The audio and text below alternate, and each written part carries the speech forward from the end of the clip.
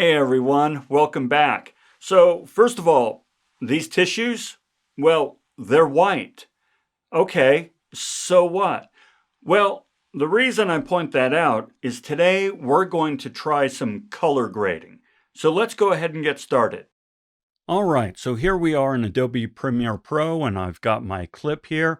I'm currently in the effects panel, but what I want to do is come here to the color panel. So I pull that up and that gives me all kinds of cool stuff. First of all, I'm in my Luminetry Scopes panel here. Now, when you click on color from the effects, you quite often come up here on the effects controls. Well, all you have to do is click here on Luminetry Scopes and you are all set.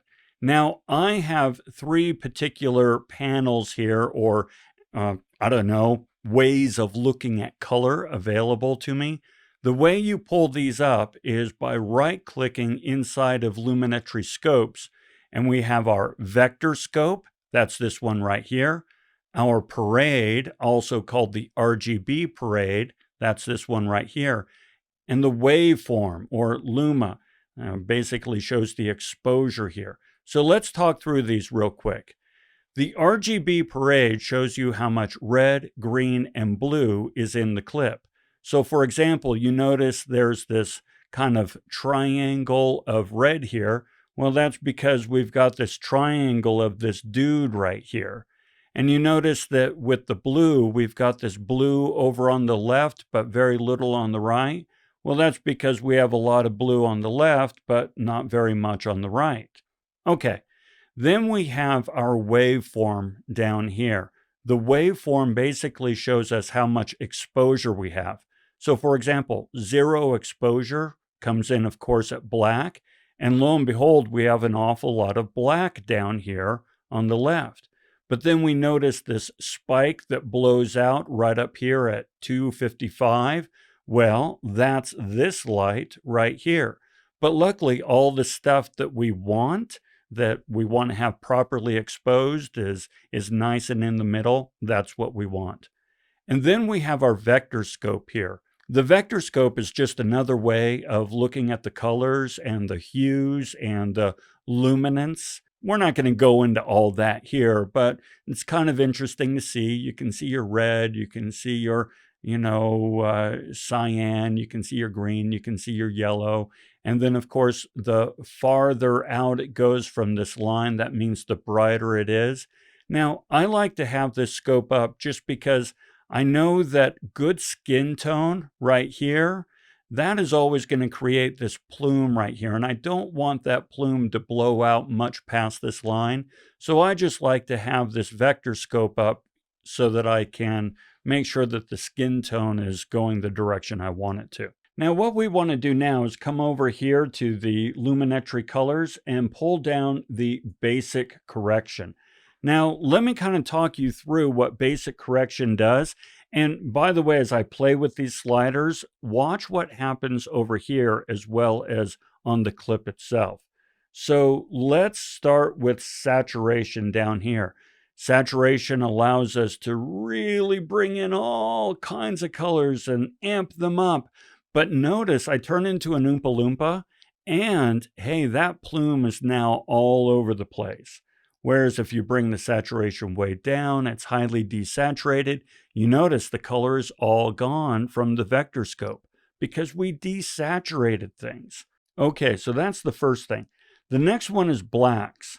So black really, of course, allows us to increase everything that's black or decrease everything that's black.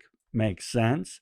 Whites, same thing. We can decrease everything that's white and we can increase everything that's white. All right? Then we have shadows. Shadows are, the little in-between places, the shadows, of course. So we can really increase the shadows or decrease them.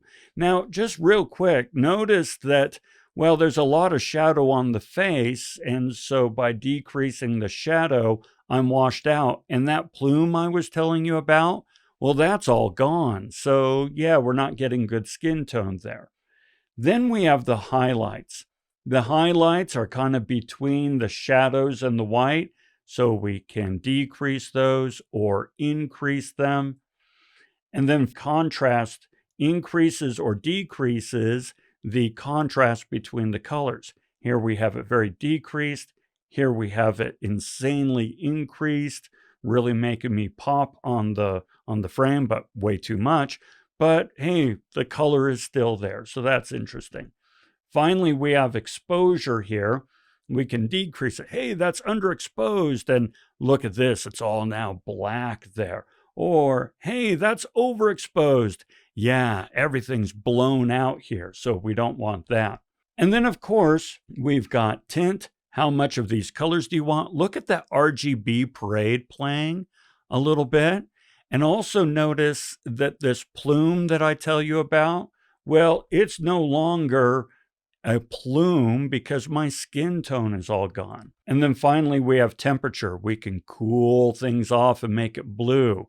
Oh, look at that blue just blew up. And then we have blue spiking out over here. Or we can make things really warm. Oh, yeah, look at this red. It just went way up. And then, of course, we're now way up here in the reds.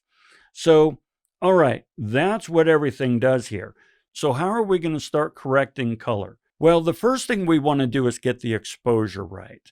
Now, yes, I can just sit here and kind of mess with exposure a little bit, and we will. However, the first thing I'm going to do is I'm going to try to bring up the blacks just a little bit. I don't want things blown out there completely. So, well, now what do? Well, okay, just a teeny tiny bit. I brought it up a tad. That's okay. There's not a whole lot you can do there. Probably not a lot you want to do there. Now we're going to do the same thing with the whites now. What can I do with the whites? Well, I can bring them up. I don't want them, now look, if I bring it down a little bit, that light doesn't blow out. But I think I'm going to bring it up just a little bit to right there so that everything that's important is kind of in the middle. Now, if I want to, I can come here a little bit and see what that does. But you know what? I think I like this as a starting point. Okay, now the next thing we want to do is kind of correct for the colors a little bit. But to do that, we want to figure out what true white looks like. Now, yes, you can do this manually and you can kind of eyeball it a little bit. Or what you can do is you can come to a point where, hey, you have some white in the frame. Now, we can come here and we can play with these things a little bit, but I'm going to take this WB, and this is the white balance selector. I'm going to select that little eyedropper, hit white. Now, when I hit this, watch what happens over here. Now, things just cooled off a teeny tiny bit, and the tint moved over just a tad.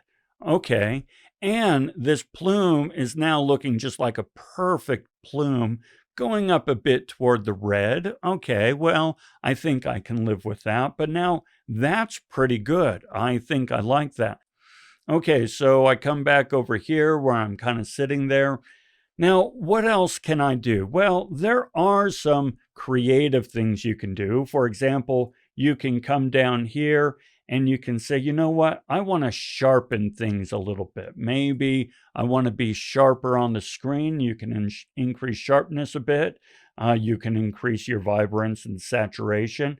You can give yourself a faded film look. I don't do that. That doesn't work for me.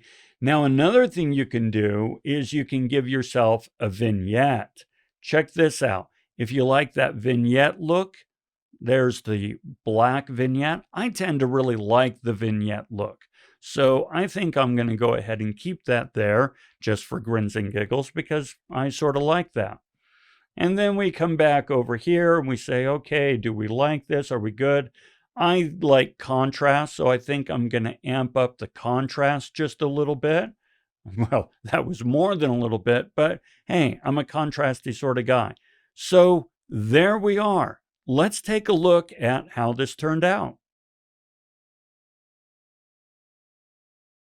Yeah, there we go. That's it. I hope this was helpful. So anyway, go off, give it a try, and until we talk again, have a fantastic day.